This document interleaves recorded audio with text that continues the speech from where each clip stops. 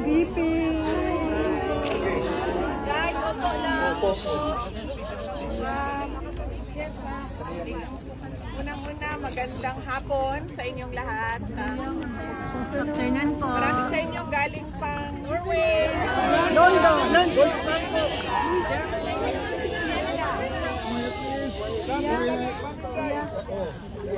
Sa iba't ibang bansa, maraming salamat kasi nagbiyahe pa kayo, nag-absent pa kayo. At madami kayong pinagliban na mga kailangan ninyong gawin para pumunta dito. So maraming salamat sa oras ninyo at sa pagpapakita ninyo ng suporta kay Pangulong Rodrigo Duterte.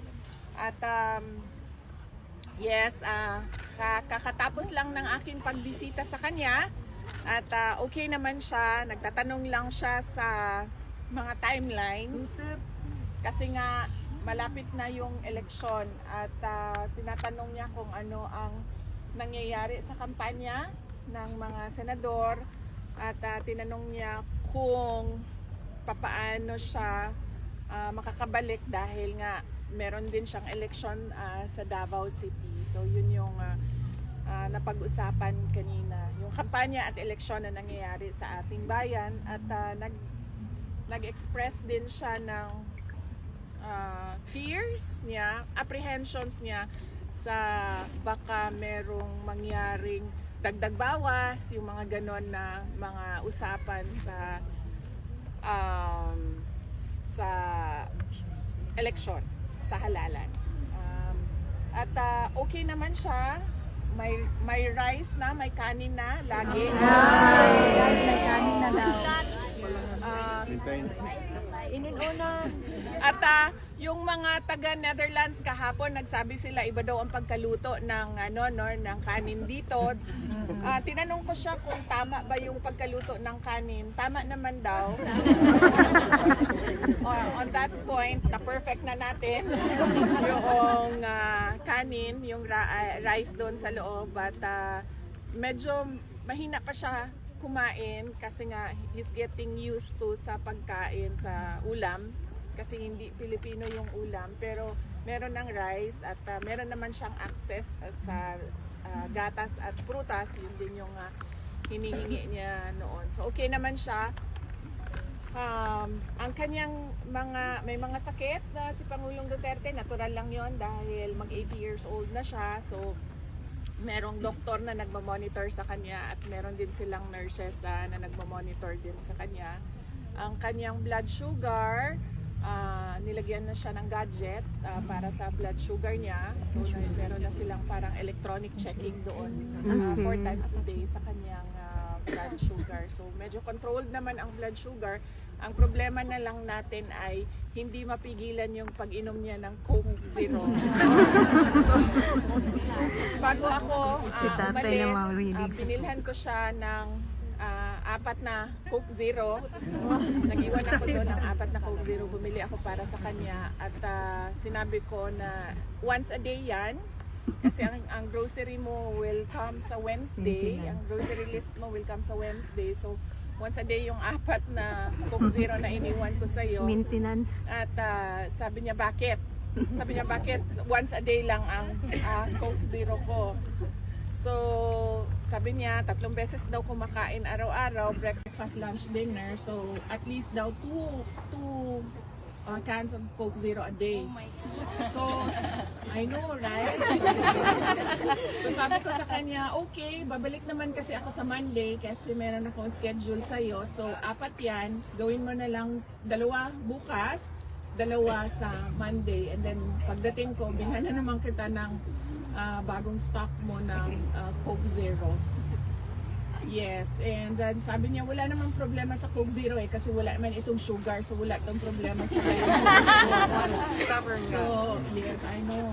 And then I said na, yes, it doesn't have sugar but it has sugar substitute, so we have a problem with carcinogens and then we will deal with cancer. Yeah. Sabi niya, I'll deal with cancer when it comes. I have diabetes, I'll deal with cancer when it comes. So, He's so brave. So right now, yes. So right now, I'm just keeping him comfortable. letting him, asking him to adjust to the ways inside and asking him to observe the other detainees and how they do things so that he knows how the system works inside. And then, well, yes, yun lang naman ang ano niya, ang kanyang damit. Sabi niya, ipadala daw yung maleta niya na nasa akin. So, ipadala yon.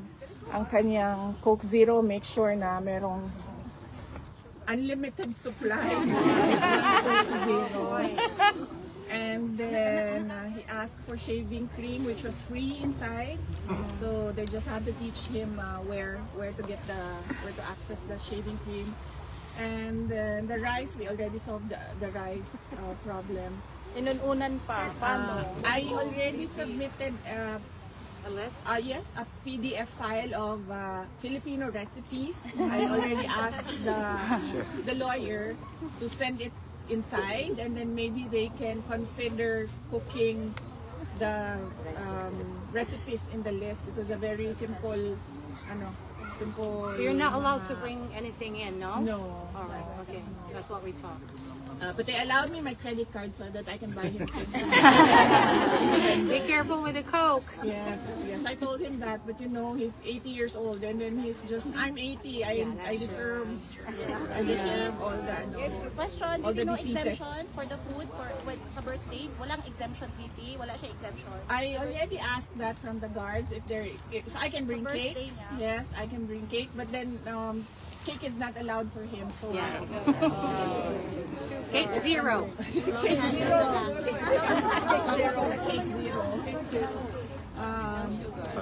But then I'll ask the lawyer as well because they know more how to talk to the administration than I do. I'm just learning the ropes inside as I go in every day.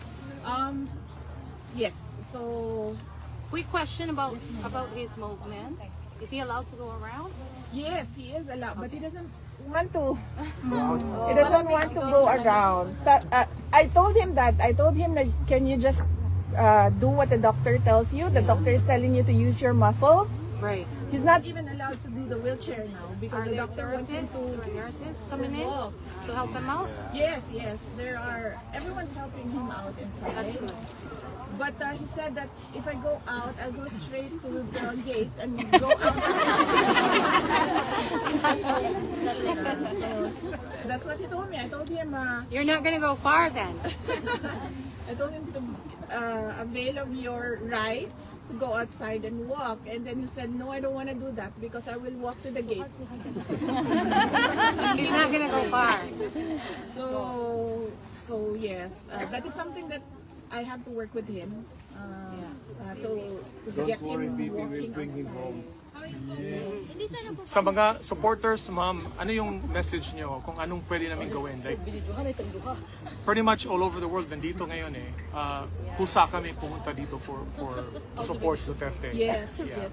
yes, I know, and I'm truly very thankful for that, for your expression of support to the president, and for your expression of Our love. yes, solidarity, and of your. I don't have the word just now, but I can think of disgust of what happened to Absolutely. him, how he was taken from his country and brought to a foreign jurisdiction against his will. So maybe we continue to let the government know that what they did was wrong. What they did to a former president and a Filipino citizen was wrong. And then we demand that there be some sort of accountability in our country for what happened. Agree. So that it doesn't happen again. Because we cannot really remedy the situation right now. No? Sinasabi ko, hindi naman na natin siya maibabalik doon. But just to make sure that it doesn't happen again, because I heard, and I do not know if it's true, that there are other warrants of arrest coming out for other accused in the Supporters. case. So yes, we need to learn from what happened, and we need to make the government understand that they did something wrong. Ano ang dapat na narrative para sa mga tunay na supporters? Kasi maraming media din na nabibigay ng kanilang interpretation. For us that truly support Duterte, ano yung pinaka-message sa lahat namin na ano yung talagang tunay na nangyari dito? Ang tunay na nangyari dito, I already consulted a lawyer, no? Ang tawag doon sa ginawa ay extraordinary rendition. Yun yung pagkuha ng isang citizen sa kanyang bayan at dinala siya sa ibang jurisdiction, in this case the ICC, a foreign jurisdiction or a foreign country, at kinulong. And ang gumawa nun ay ang gobyerno. Sa revised penal code natin, it's kidnapping, pero ang kidnapping ay gumagawa private individuals, di ba, mga kidnap for ransom guns, gano'n. Ang nangyari dito, ang gumawa ay yung gobyerno. At makikita naman natin na hindi nila dinideny yung ginawa nila, at sinasabi pa nga nila, tama yung ginawa nila. Pero from the perspective of international law, it's all wrong. Hindi tayo member ng ICC na, di ba? Yes, we are currently not a member of ICC anymore. There was no obligation to cooperate. Apart from that, the Philippine government questioned jurisdiction during the appeals. And although it was not taken up, it was not decided, the jurisdiction, but there was a dissenting opinion there by 2 judges that said that yes, there is no jurisdiction at this point in the investigations of the prosecutor. So, VP, are we waiting until September, or there's a remedy that we're yes, going to do? We're currently working on things for him. That's good. That's good. Because this is gonna happen like from here on until September. Everyone's gonna be here, so they don't want that. The neighborhood here don't want that.